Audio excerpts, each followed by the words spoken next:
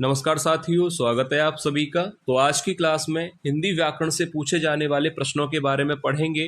तो आज की क्लास आपके लिए काफ़ी महत्वपूर्ण होने वाली है, तो आप सभी वीडियो को ध्यान से जरूर देखिएगा।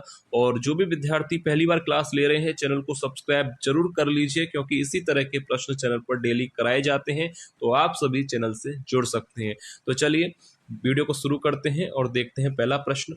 तो देखिए, प्रश्न है क का उच्चारण स्थान क्या है। विकल्प दिए गए हैं दंत्योष्ठ, दंत, तालु या कंठ। तो आपको बताना है कि क वर्ण का उच्चारण स्थान क्या है। तो राइट आंसर हो जाएगा ऑप्शन घ। यहाँ पर राइट होगा कंठ।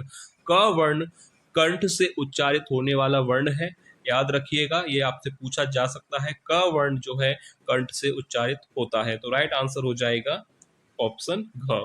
नेक्स्ट क्वेश्चन है, किन वर्णों को अंतःस्थ व्यंजन कहा जाता है। तो राइट आंसर यहाँ पर क्या होगा कि किन वर्णों को अंतःस्थ व्यंजन कहा जाता है। तो राइट आंसर हो जाएगा विकल्प यहाँ पर डी सही होगा, य, र, ल और व। याद रखिए, ये प्रश्न बनता है कि अंतःस्थ व्यंजन कहे जाते हैं य, र, ल और व। ये चारों ही व्यंजन अंतःस्थ व्यंजन कहलाते हैं। ये प्रश्न बन सकता है और इनकी संख्या होती है 4। नेक्स्ट क्वेश्चन है, किन वर्णों को अर्ध स्वर कहा जाता है। विकल्प दिए गए हैं ल, र, य और व, अ या आ, च या ख। तो देखिए, अर्ध स्वर कहा जाता है किन वर्णों को। तो याद रखिए, यहाँ पर राइट आंसर हो जाएगा विकल्प यहाँ पर बी सही होगा, य और व। ये दो वर्ण हैं जिनको अर्ध स्वर कहा जाता है, और ये परीक्षा में पूछा जाता है कि अर्ध स्वर कौन से होते हैं। तो राइट आंसर हो जाएगा विकल्प बी, या कॉमा व। याद रखिएगा। नेक्स्ट क्वेश्चन है, निम्न में से ऊष्म वर्ण कौन सा है। त, फ, र या ह। तो आपको बताना है कि ऊष्म वर्ण इनमें से कौन सा है। तो राइट आंसर हो जाएगा ह। यहाँ पर राइट होगा ऊष्म वर्ण है ह। इसके अतिरिक्त ये वर्ण भी ऊष्म वर्ण कहलाते हैं, याद रखिएगा, ऊष्मीय व्यंजन ये कहलाते हैं। यह प्रश्न बन सकता है, आपसे पूछा जा सकता है कि निम्न में से ऊष्म वर्ण है या ऊष्मीय व्यंजन कौन से हैं। तो याद रखिएगा, ये चारों ही वर्ण ऊष्मीय व्यंजन कहलाते हैं। नेक्स्ट क्वेश्चन है, निम्न में से कौन सा महाप्राण नहीं है। विकल्प दिए गए हैं श, स, ख या प। तो आपको बताना है कि इन चारों में से महाप्राण वर्ण नहीं है। तो राइट आंसर हो जाएगा ऑप्शन डी, प। यहाँ पर महाप्राण वर्ण नहीं है, यह अल्प प्राण वर्ण है, यानी अल्प प्राण व्यंजन कहलाता है। और स, श और ख ये तीनों ही महाप्राण व्यंजन है। ठीक है, क्लियर है आपको। नेक्स्ट क्वेश्चन है, ज्ञ को वर्णमाला में माना जाता है द्विगुण व्यंजन, संयुक्त व्यंजन, स्वर या व्यंजन। तो देखिए, ज्ञ को वर्णमाला में स्थान दिया गया है संयुक्त व्यंजन के अंतर्गत। तो ऑप्शन बी यहाँ पर राइट आंसर हो जाएगा। ये प्रश्न पूछा जाता है कि ज्ञ को वर्णमाला में स्थान दिया गया है संयुक्त व्यंजन के अंतर्गत। ठीक है, ऑप्शन बी राइट आंसर हो जाएगा। नेक्स्ट क्वेश्चन है, निम्न में से किस शब्द की वर्तनी शुद्ध है। विकल्प दिए गए हैं आगामी, आगामी, आगामी या आगमी। तो राइट आंसर क्या होगा, वर्तनी शुद्ध है। विकल्प सी यहाँ पर राइट हो जाएगा, आगामी। ठीक है, याद रखिए, तीनों ही गलत हैं। यहाँ पर आगामी शुद्ध वर्तनी वाला शब्द है, ये पूछा गया था, इसलिए मैंने आपको ये कराया है। आगामी शुद्ध वर्तनी का शब्द है। नेक्स्ट क्वेश्चन है, निम्नलिखित में से कौन सा तत्सम शब्द है। आंख, ईंट, आंसू या आम्र। तो राइट आंसर क्या हो जाएगा, निम्न में से कौन सा शब्द तत्सम है। तो राइट आंसर होगा विकल्प यहाँ पर डी राइट हो जाएगा, आम्र। याद रखिएगा, आंख, ईंट और आंसू ये तीनों ही तद्भव शब्द हैं, तत्सम यहाँ पर होगा डी। नेक्स्ट क्वेश्चन है, योग रूढ़ शब्द किसे कहा जाता है। विकल्प दिए गए हैं सामान्य अर्थ रखते हो ऐसे शब्द, या खंड सार्थक नहीं होते हो, या सामान्य अर्थ को छोड़ विशेष अर्थ देते हो, या निरर्थक शब्द होते हैं। तो देखिए, योग रूढ़ शब्द किसे कहा जाता है कि ऐसे शब्द जो सामान्य अर्थ को छोड़ विशेष अर्थ प्रदान करते हैं, उन शब्दों को योग रूढ़ शब्द कहा जाता है। तो विकल्प सी यहाँ पर बिल्कुल राइट आंसर हो जाएगा। नेक्स्ट क्वेश्चन है, अनुकरण किस प्रकार का शब्द है? तद्भव, तत्सम, देशज या विदेशज। तो देखिए अनुकरण किस प्रकार का शब्द है, तो राइट आंसर हो जाएगा विकल्प बी, यह एक तत्सम शब्द है ना कि तद्भव। याद रखिए अनुकरण किस प्रकार का शब्द है, यह एक तत्सम शब्द है। नेक्स्ट क्वेश्चन है, हिंदी व्याकरण में संज्ञा के कितने भेद हैं? ए 3, 4, 5 या 6। तो हिंदी व्याकरण में संज्ञा के भेद होते हैं 5। तो राइट आंसर हो जाएगा ऑप्शन सी। याद रखिएगा हिंदी व्याकरण में संज्ञा के भेद होते हैं 5।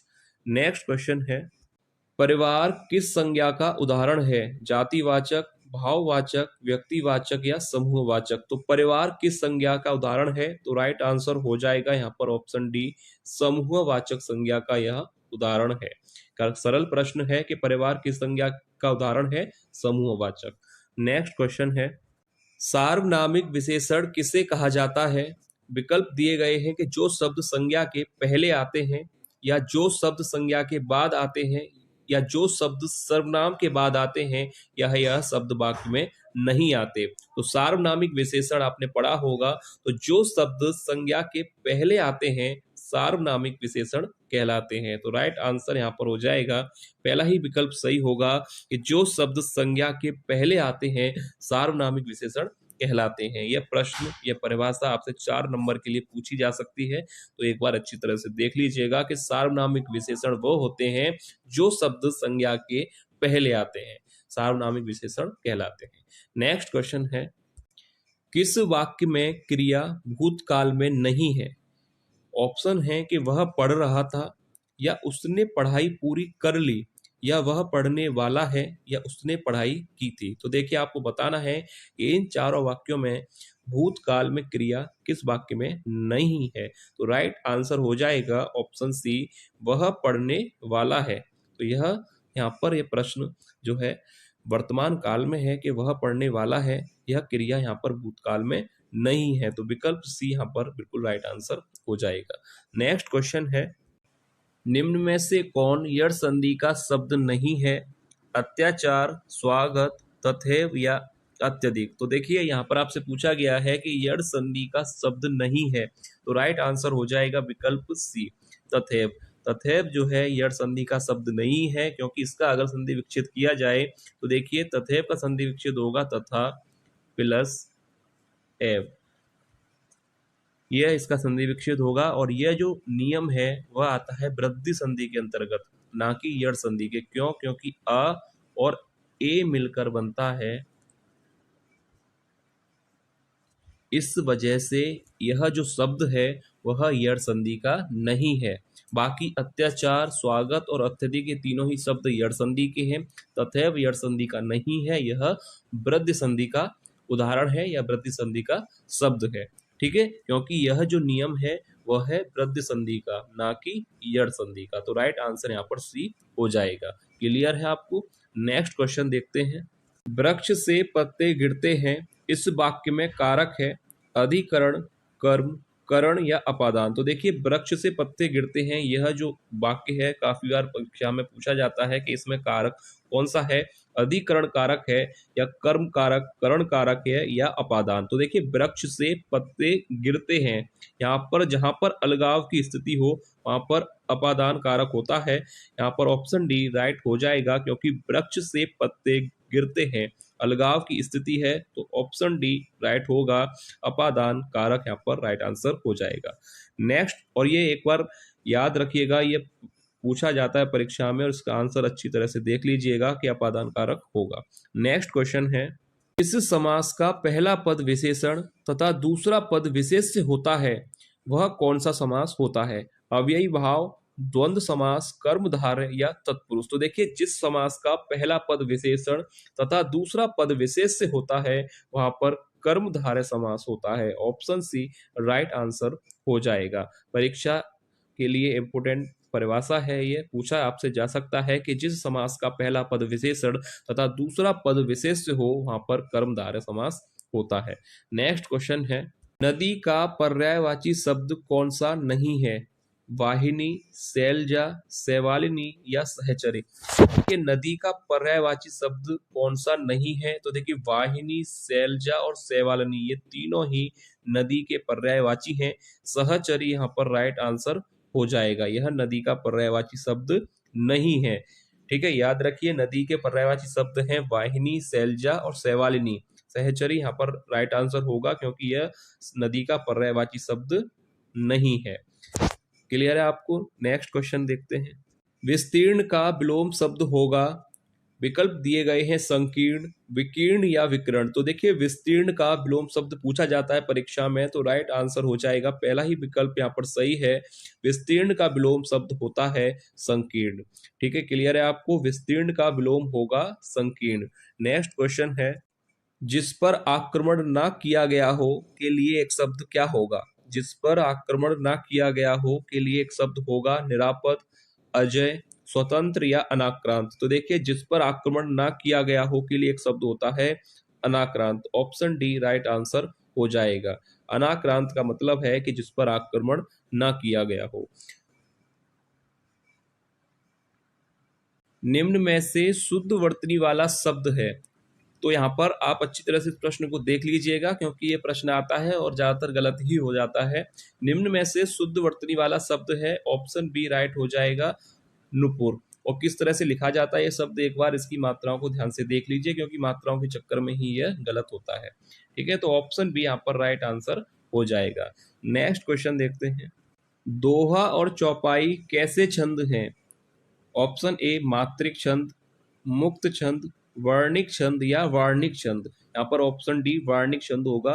तो आपसे पूछा गया है कि दोहा और चौपाई किस प्रकार के छंद हैं, तो राइट आंसर हो जाएगा ऑप्शन ए मात्रिक छंद। ऑप्शन पहला यहाँ पर सही होगा कि दोहा और चौपाई किस प्रकार के छंद हैं, यह मात्रिक छंद है।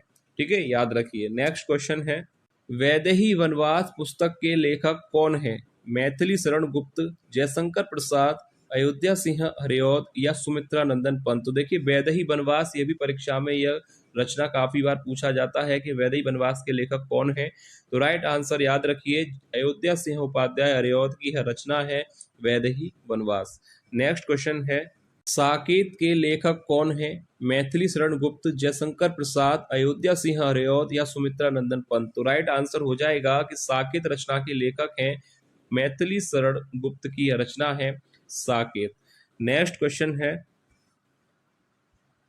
युगवाणी किस प्रसिद्ध कवि का काव्य संग्रह है? मैथिली शरण गुप्त, जयशंकर प्रसाद, अयोध्या सिंह हरिऔध या सुमित्रा नंदन पंत। तो देखिए युगवाणी किस प्रसिद्ध कवि का काव्य संग्रह है, तो राइट आंसर हो जाएगा ऑप्शन डी सुमित्रा नंदन पंत की यह रचना है। और परीक्षा के लिए महत्वपूर्ण प्रश्न भी, युगवाणी आपसे पूछा जाए तो राइट आंसर होगा सुमित्रा नंदन पंत की यह रचना है। नेक्स्ट क्वेश्चन है, जीने के लिए उपन्यास के लेखक कौन है? रामचंद्र शुक्ल, जयशंकर प्रसाद, यशपाल या राहुल सांकृत्यायन। तो देखिए जीने के लिए उपन्यास किसने लिखा है, तो राइट आंसर हो जाएगा ऑप्शन डी राहुल सांकृत्यायन का यह उपन्यास है जीने के लिए। नेक्स्ट क्वेश्चन है, निम्न में से कौन सा शब्द स्त्रीलिंग है? ऑप्शन ए दही, मोती, किताब और तेल।